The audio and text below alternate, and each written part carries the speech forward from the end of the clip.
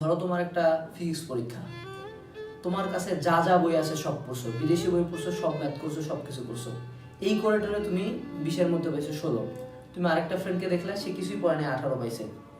তখন তোমার খারাপ লাগবে, ওকে, বাট তখন তুমি নিজেকে একটা জিনিস বলতে পারবে না, ঠিক আছে হারছি, সব করে হারছি। তুমি যখন নিজের সর্বোচ্চটা দিয়ে কোনো জায়গায় চান্স পাবা না, বা জীবনে কোনো জায়গায় ব্যর্থ হবা, কোনো জায়গায় খারাপ লাগবে, তখন যেটা তুমি নিজেকে বুঝাতে পারবে না, ঠিক আছে যা হাতে ছিল সব দিছি, সমস্যা নেই, তখন খারাপ লাগবে না।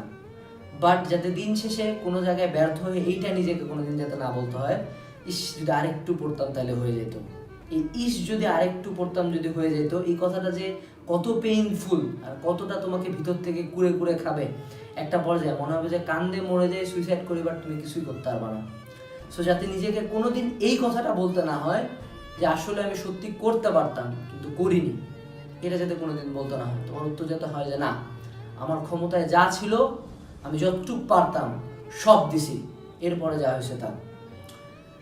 উইল স্মিথকে একবার বলা হয়েছিল, একজন সাংবাদিক বলছিল, এটা আমি এর আগেও ডায়লগ হিসেবে ইউজ করছি, এটা মোটিভেশনাল স্পিকারদের কমন ডায়লগ, সমস্যা নেই।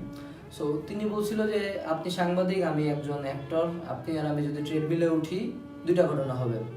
এক, আপনি নামে যাবেন ট্রেডমিল থেকে।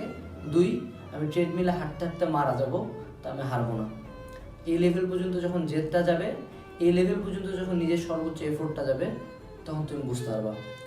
Mister Olympia title, body building এর সবচেয়ে বড় টাইটেল, 7বার জিতা ডোরিয়ান এইটস, হ্যাঁ, তাকে প্রশ্ন করা হয়েছিল আপনি এত ওভার কনফিডেন্ট কেন? সে 7বার জিতছে, বাঘের মতো জিতছে। তো তাকে প্রশ্ন করা হয়েছিল যে আপনি এত ওভার কনফিডেন্ট কেন?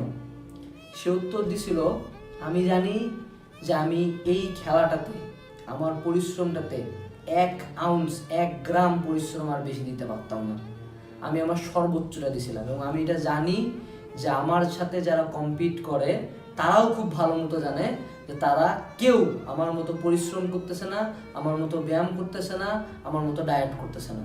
ওই জোনটাতে ঢুকতে হয়, ওই জোনটাতে যখন তুমি ঢুকে যাবা, তখন তুমি খুব ভালো মতোই জানো যে এই দিকে আশপাশে যতজন আছে না, এরা কেউ তোমার মতো খাটতেছে না। নিজের যখন একদম লাস্ট পর্যায় পর্যন্ত পরিশ্রমটা দিয়ে দিবা, তখন তুমি বুঝতে পারবে যে না, তুমি এবার জিতবে। ওই লেভেলটা পর্যন্ত পরিশ্রম দাও, যাতে তুমি দিন শেষে ঘুমানোর আগে যখন বিছানায় মাথাটা লাগাবা, নিজেকে বলতে পারো আজকে কি যা যা করা দরকার ছিল সব করতে পারছি, হ্যাঁ করতে পারছি, এমনি আগাও। সো এইচএসসি ইন্টার লাইফে ভালো করতে চায় সবাই, বাট অ্যাকচুয়ালি এই লেভেলে যায় না। আমার এই ভিডিও হয়তো বা 1000 জন দেখবা, এই 1000 জনের মধ্যে হয়তো বা 1 জন বা 2 জন জিনিসটাকে আদৌ কাজে লাগাবা, হয়তো বা 1 জন বা 2 জন যার সাথে আমার হলো বুয়েট ক্যাম্পাসে দেখা হবে।